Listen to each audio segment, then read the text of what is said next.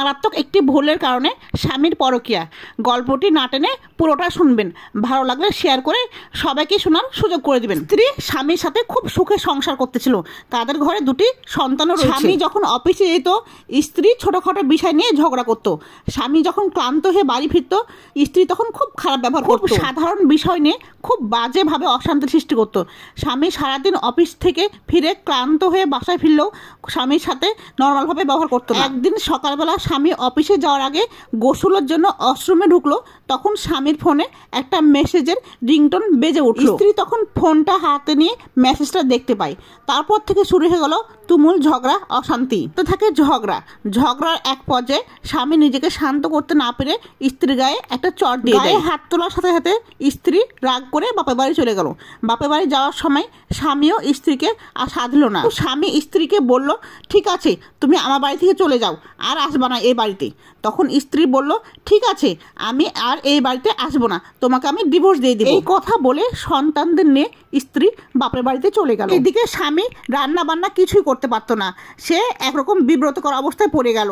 তারপর স্ত্রীকে ফোন দিতে শুরু করলো, কিন্তু স্ত্রী আর ফোন রিসিভ করলো না। এভাবে 1 মাস পার হয়ে গেল। এখন স্বামী একাকিত্বই ভুগতে লাগলো। ঘরে কিংবা বাইরে স্বামীর কোনো জায়গায় ভালো লাগতেছিল না। আর ফ্রেন্ড লিস্টে একটা মেয়ে ছিল, হাই হ্যালো ছাড়া আর কিছুই বলা হতো না। একদিন মেয়েটি স্বামীকে বলে, আচ্ছা তোমার কি হয়েছে, তুমি এরকম মন মরা হয়ে থাকো কেন? তখন স্বামী তার স্ত্রীর সব ঘটনাগুলো ওই মেয়েটাকে খুলে বলল। আর মেয়েটা সেই সুযোগটাই নিল, বলল, তুমি টেনশন করো না, আমি তোমার পাশে আছি। তারপর থেকে তারা রাত দিন 24 ঘন্টা কথা বলতে শুরু করলো। কথা বলতে বলতে তাদের মধ্যে একটা ভালো সম্পর্কের সৃষ্টি হয়ে যায়। তারা দেখাও করে।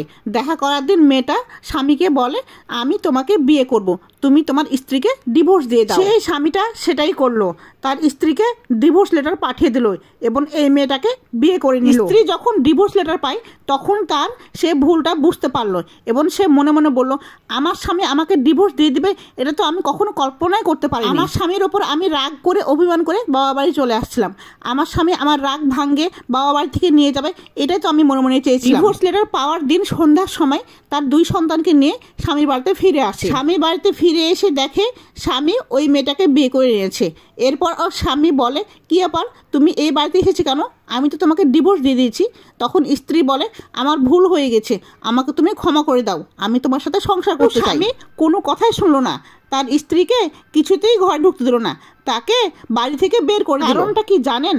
একটা স্বামী যখন ঘর থেকে বাইরে কাজের জন্য যায়, তারা প্রতিনিয়ত পরিশ্রম করে, হাড় ভাঙ্গা খাটুনি করে, শুধুমাত্র তার স্ত্রী সন্তানদের মুখে হাসি ফোটানোর জন্য। সেই স্ত্রী যদি স্বামীকে অবজ্ঞা করে, অপমান করে, অবহেলা করে, তাহলে স্বামীর জন্য দুঃখজনক আর কিছুই হতে পারে না। মেয়েরাই যে স্বামীকে অপমান করে, অবজ্ঞা করে, অবহেলা করে তা কিন্তু নয়, কিছু কিছু বোনেরা এই কাজটি করে থাকে। তাই একটা কথা বলি, বোন, স্বামীকে অবজ্ঞা করো, অবহেলা করো, অসম্মান করো, তোমার স্বামীর ঘরেই করো, কখনো স্বামীর ঘর থেকে বেরিয়ে আসবে না, না হলে তোমার স্বামী অন্য নারীতে আসক্ত হয়ে তাকে ঘরে তুলে নিয়ে আসবে। গল্পটি ভালো লাগলে সুন্দর সুন্দর কমেন্ট করবেন এবং শেয়ার করে সবাইকে শোনার সুযোগ করে দেবেন। ধন্যবাদ সবাইকে।